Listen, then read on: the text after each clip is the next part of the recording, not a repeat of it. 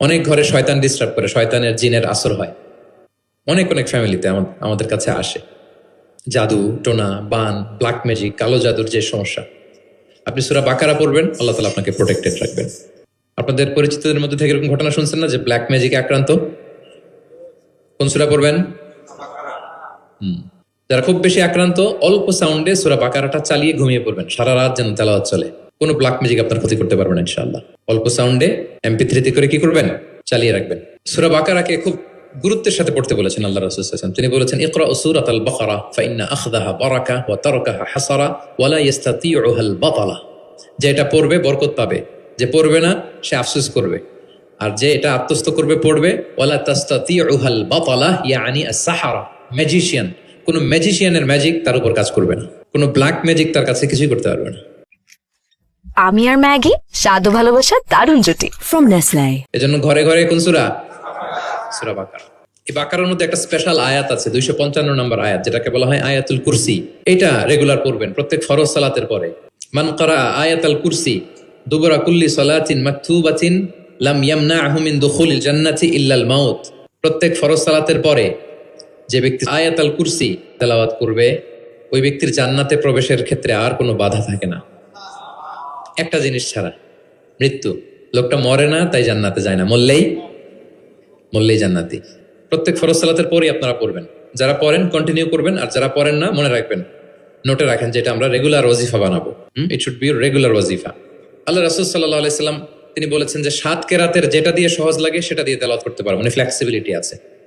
আমরা এটা একটু একাডেমিক আলোচনা হয়ে যায়, তারপরে বলে রাখি, আমরা যে তেলাওয়াতটা করি বা কোরআন পড়ি, এটা রিওয়ায়াত হাফসান আসিমের তেলাওয়াত করি আর কি। এছাড়াও আরো অনেকগুলো 7টা কেরাত আছে, এগুলো যারা এলমুল কেরাতে যারা মাহের তারা জানে, তো সেগুলো দিয়েও আপনি তেলাওয়াত করতে পারবেন, ফ্লেক্সিবিলিটি আছে। এটার পরে আরেকটা বিখ্যাত কেরাত আছে, ওয়ার্শের কেরাত, রিওয়ায়াত ওয়ার্শান নাফিয়া, এরকম কুম্বুলের কেরাত আছে, এরকম অনেকগুলো কেরাত আছে। এই কেরাত আপনি পড়তে পারবেন। যেমন আরো সহজ করে বলি, আমরা যেমনি পড়ি ওয়াদ-দুহা ওয়াল লাইলি ইযা সাজা, আরেকটা মুতাওয়াতির সনদের এরকম কেরাত আছে, তারা পড়ে ওয়াদ-দুহি। আমরা পড়ি কি ওয়াদ-দুহা, ওই কেরাতে কি পড়ে ওয়াদ-দুহি। আমরা পড়ি ওয়াল লাইলি ইযা সাজা, ওরা পড়ে ওয়াল লাইলি ইযা সাজে। আমরা পড়ি ইহদিনাস সিরাতাল মুস্তাকিম, তারা পড়ে ইহদিনাজ সিরাতাল মুস্তাকিম। আমরা পড়ি মালিকি ইয়াউমিদ্দিন, এরা পড়ে মালিকি ইয়াউমিদ্দিন। এরকম কিছু পার্থক্য আছে। তো ওই কেরাতগুলোও সহিহ মুতাওয়াত্তির সনদে আসছে। আল্লাহ রাসূল সাল্লাল্লাহু আলাইহি ওয়াসাল্লাম বলেন, 7 কেরাতের যেটা দিয়ে সহজ লাগে তোমরা পড়ো। যেমন বাংলা ভাষা একটা, এর মধ্যে আঞ্চলিকতা আছে না? নোয়াখালীর এরাও বাংলা বলে কিন্তু একটু ভিন্ন, সিলেটের ভাইরা একটু ভিন্ন, চট্টগ্রামের এরা বাংলাইতে বলে নাকি, চট্টগ্রামের লোকের কোন ভাষায় কথা বলে? ফার্সিতে, বাংলা, কিন্তু আপনি হয়তো বুঝবেন না, এমন এমন শব্দ আপনি বুঝবেন না, কিন্তু তারা প্রত্যেকেই বাংলা বলে। তো একই আরবির মধ্যেও অনেক আঞ্চলিকতা আছে।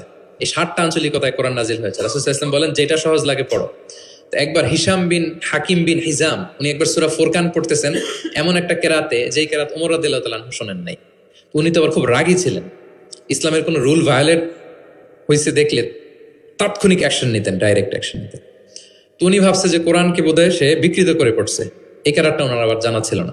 উনি ধরে চাদর ধরে টেনে হিচড়ে রাসূল সাল্লাল্লাহু আলাইহি ওয়াসাল্লামের কাছে নিয়ে আসছে, বলছে ইয়া রাসূলুল্লাহ দেখেন কিভাবে কোরআনকে বিকৃত করে।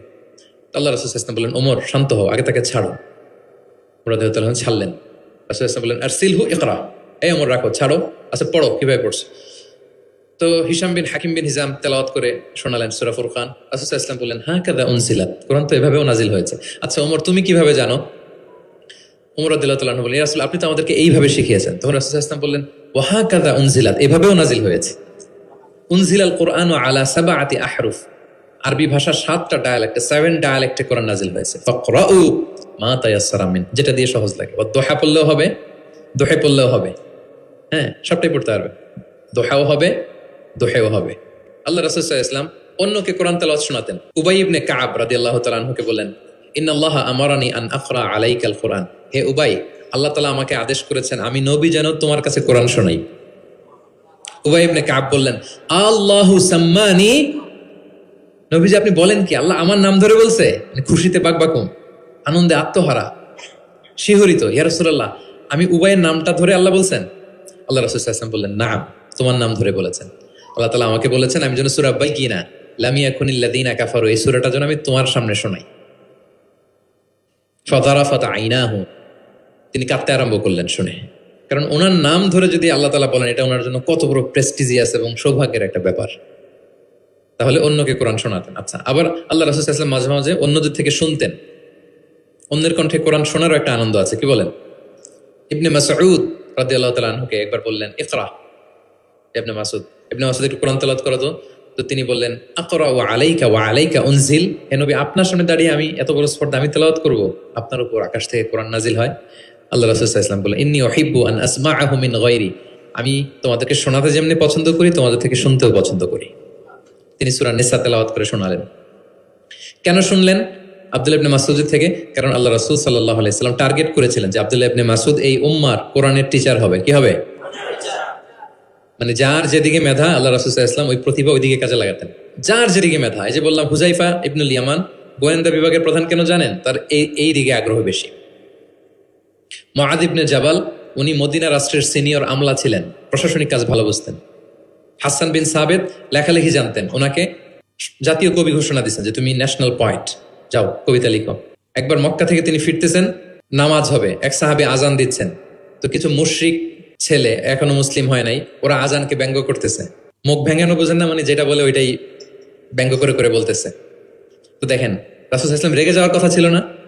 আজান দিচ্ছে আমার সাহাবী, আর মুশরিক ছেলেগুলো তাকে ব্যঙ্গ করতেছে। উনি রেগে না যেয়ে দেখলেন যে মুশরিক ছেলেগুলোর মধ্যে একটা ছেলের কণ্ঠ তো খুব চমৎকার। ওকে ডাকলেন, ডেকে ওর মাথার চুলের ঝুঁটি বেঁধে ধরলেন, বলেন, এই একটু আগে কি বলতেছিলে, জোরে বলতো, না আরো জোরে বলো। এবার সে বলতে আরম্ভ করতেছে, কিন্তু আশহাদু আন্না মুহাম্মাদুর রাসূলুল্লাহ এটা আর বলে না। এটা বললে তো শাহাদাত দেয়া মুসলিম হয়ে যায়। রাসূল সাল্লাল্লাহু আলাইহি ওয়াসাল্লাম ধমক দিয়ে বললেন, এই বলো, এটাও বলো। তখন সে এটাও বলছে, মাথার চুলের ঝুঁটি ধরে বলছে। বলার পরে রাসূল সাল্লাল্লাহু আলাইহি ওয়াসাল্লাম তার জন্য দোয়া করলেন। ওই দোয়ার বরকতে সে কালিমা পড়ে মুসলমান হয়ে গেল।